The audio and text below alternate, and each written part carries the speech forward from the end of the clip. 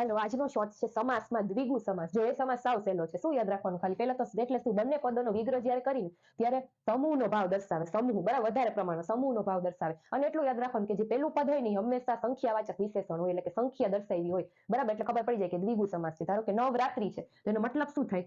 નવ રાત્રિઓનો સમૂહ છે. સમૂહ આવ્યું, નવ સંખ્યા આવ્યું, સંખ્યાવાચક વિશેષણ તો દ્વિગુ સમાસ. પછી પંચતંત્ર એટલે શું? 5 અથવા તો પંચતંત્રનો સમૂહ.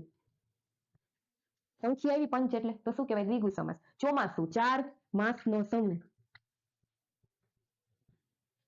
4 એટલે સંખ્યા આવી, ચોમાસું તો દ્વિગુ સમાસ. ત્રિભુવન 3 ભુવનનો સમૂહ. ત્રિ એટલે 3, 3 ભુવનનો સમૂહ. ટૂંકમાં સમૂહ જે દર્શાવતું હોય, સંખ્યા દર્શાવતું હોય એને કહેવાય દ્વિગુ સમાસ. નવરંગ 9 રંગોનો સમૂહ. દ્વિગુ સમાસ. સમજાણું? ચાલો બીજા ઉદાહરણ છે તમે બધાય મને કમેન્ટમાં કહો.